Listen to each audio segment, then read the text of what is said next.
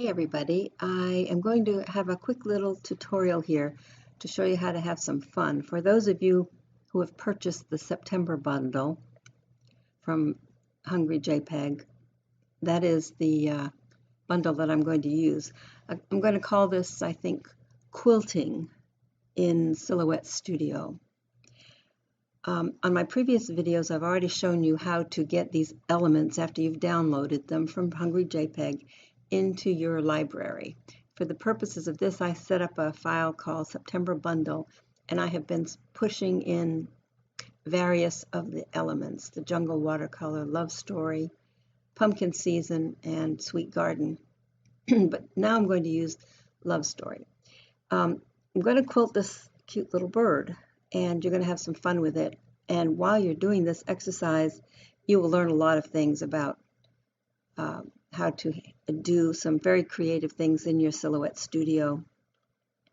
So again, I'm going to just click on this item. It's in my library from the September bundle. Now, the first thing you know, what I always do is select Trace Area, trace this thing, uncheck High Pass Filter, slide it all the way over, and then trace the outer edge.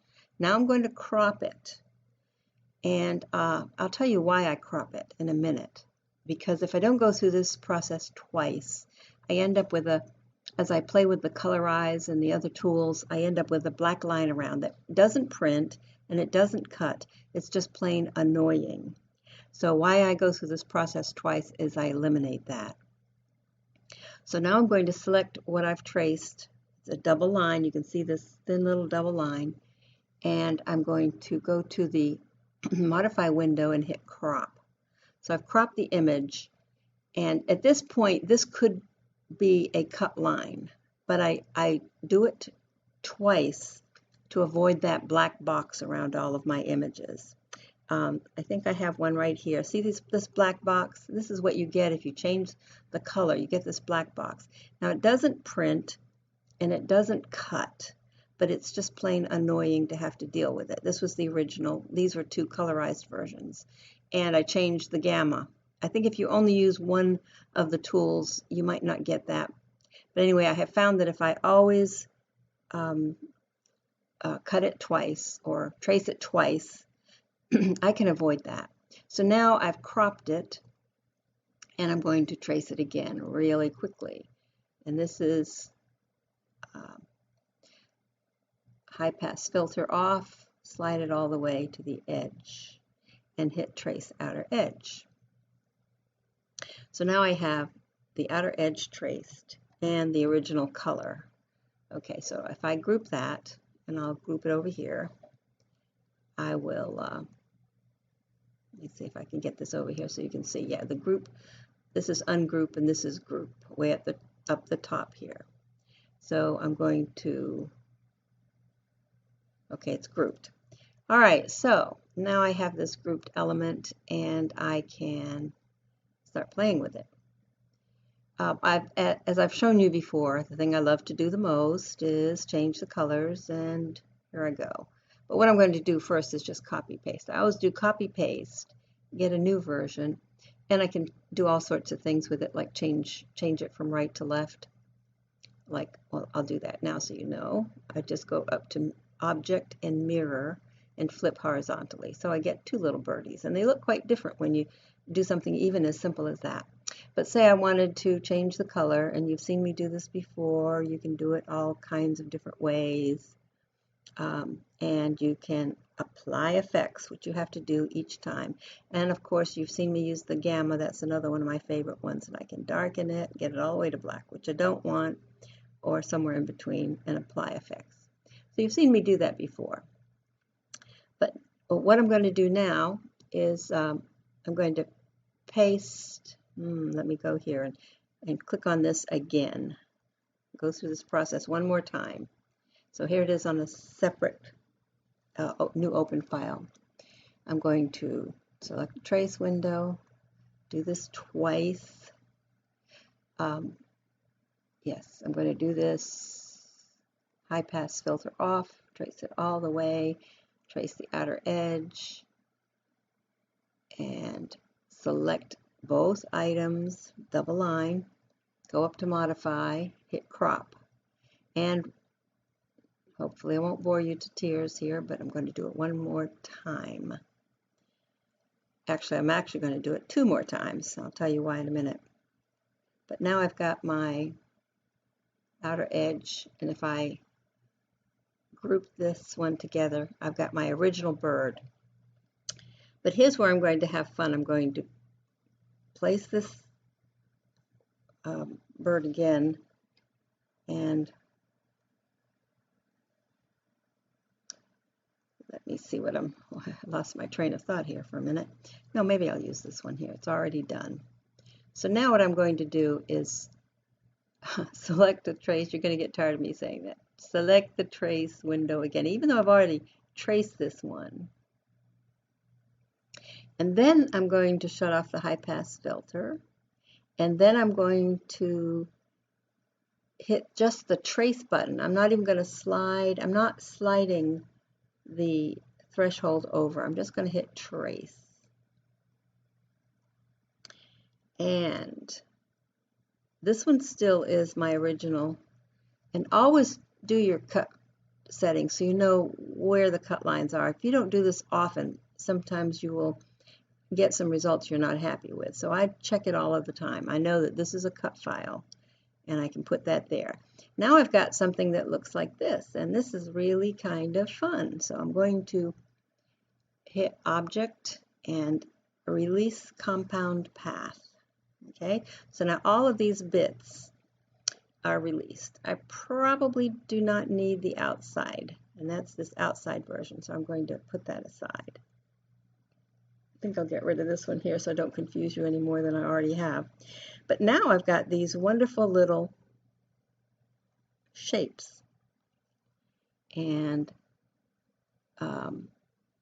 they are really going to be fun. You'll see in a minute. If you end up with a bit you don't want, I would get rid of. They're all these little ones. I would hit the delete key on your keyboard and delete these little items which you don't really need unless you want to. Okay, I would keep this little one here because this is the beak. Okay, here's what we're going to do. And here are these pieces. First thing I'm going to do right now is select them all and turn them to no cut. Okay, on the cut window, because I surely do not want to cut them in little pieces. Now, if you're into piecing and applying small pieces to a original cut, like you have cardstock and you just want to cut these pieces, well then you certainly can turn them to cut. But I have found with print and cut it's a lot more fun to do it this way. So what I'm going to do now is use these pieces which are set to no cut. I'm going to open up my pattern window and go down, and I have some really fun patterns, and this is what I call quilting. So I'm going to, and I might change some of these because I never know what I'm doing ahead of time. If you give it a lot of thought, you can have some fun and put different patterns in here, and that's what I'm doing. I'm going to put some different patterns in. It's just like quilting. Let's see, there we go. And then this one here, since it's the beak, I'll pick something bright orangey. Okay, so now what I'm going to do is, these are not cut. This item, my original bird, is the only thing that should turn red on here, and it is. So fortunately, I'm good to go. So now I'm going to paper piece. So these are the exact same sizes. I'm going to put the little orange bit in there, and I only have to be too careful. I probably haven't made the best pattern choices, but you get the idea. Okay, now what I would do at this point is move it down so I can see it, go in real close and do some arranging. It only takes a minute, so I'm going to make sure this is pretty good. Sliding in there. This one has a little white space. I'll move it over. If you have to use your mouse roller, which is what I just did, I didn't do too bad a job actually. So you can see the shape. And the bits that we threw away were these little white bits. If you wanted to keep them in, you certainly could. But I don't mind a little bit of white in this. And you can use your little arrow keys. Probably I find that you can get the best. See, I can see it really good there. Slide it up, slide it to the left, up a little bit more, and that's pretty perfect. Okay, so once I get it all lined up, this is pretty well lined up, I'm going to zoom back out. Those are not the very best choices. Let's see if I can do a little bit better on this one. I think I need a smaller pattern. And keep in mind, and I think I'll show you that right now since I have all of these pattern pieces. Let me see what pattern I want to use. I want to use something different. Maybe, let's put this one and see how it looks. Nah, I don't like that. Oh, that might work. This is starting to look like a very Christmassy bird, but at any rate, but if you haven't used the patterns and advanced options, which I'm showing you down here, it's just, there's two slider bars. One is to get the pattern that you're looking for. The other one gets you down into the options that you have, additional advanced options. And you can scale a pattern. You can see I can scale this pattern so it's bigger. I can make it smaller. Likewise, I can do that with any of the others. Make them bigger, make them real small, which too small it wouldn't work. Anyway, you can also change the attitude of the pattern if for some reason you need to do that. You want to bring something down in there. And then the pan pattern is really nice. It doesn't really play here, but it enables you to, whoops, let me just get that back where I need to do it. A pan pattern. I can't see that. Let's see. Nope, that's not working for some reason. I must be doing something wrong. Anyway, I didn't probably click it. But if you have something that you want to feature in a pattern, not these repetitive patterns, but something else, that pan pattern will enable you to move the pattern around within the shape. So there you go. Now I have a quilted bird in addition to my others. At this point, here I'm going to do the check of the cut settings to make sure I'm still cutting on the outline. And you can go in here and carefully look at that red line. And that's where the cut's going to be. You don't want to cut these individual pieces out unless you're doing something called paper piecing, and then you could cut them out. But for this purpose, it's sort of like a print and cut. So I'll get out of there. I'll get back down here, and one thing I would want to do is pick up all my pieces and again group them. Now I have another file here. Let's see if I can find it. I've been playing with this a few times. Let's see, here it is. I've done quite a few of these. So, oh, here's some. Here's one I was playing with where I actually could stack my birds on top, one of each of the other. Change the colors of 3 different birds, change the sizes of each of the birds, stacked them, made a copy of it, set it aside, and then stacked them one on top of the other, and then used the modify, let's see, what's the word, weld. And what I ended up with was a shape that included all 3 birds, like this here. And of course, then I could have slid, as I was going to do, slide the 3 birds on the top that I had set aside, or again, change the pattern to something interesting, polka dots. And this is one where the scale comes in handy down here. You can make small dots or big dots. And let's see what else I've got to show you. That's about it. I think you can have some fun with this. You could actually, the dots are great. You could actually use the offset button up here and offset. Slide the birds off. Put a pattern in the offset. I like these little dots. Go down and make them smaller. Maybe not so small, not that small.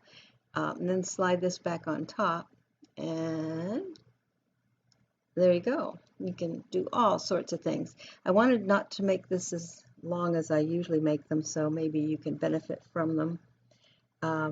Remember, this is now an item I could copy. Let's see. I could paste. Let's see if I could find my birds. Oh, here's some I've done. Just thought you might like to see some actually better combinations. See that? Pretty, pretty, pretty, pretty. And I made this one here using my quilting patterns, I call them, and this is the original bird. So I may just paste the one I just did before I save it and not have to save so many different files because they're pretty much all the same. Anyway, I wanted to call this my quilting in Silhouette Studio. Kind of looks like quilting.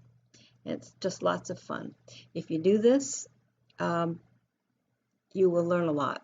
The more you set aside even 10 minutes to play, and you can't hurt anything. If you have the September bundle, you got a whole bunch of really fun things. Here's my September bundle that I've downloaded, and I've been playing with the watercolor hearts and the bunnies.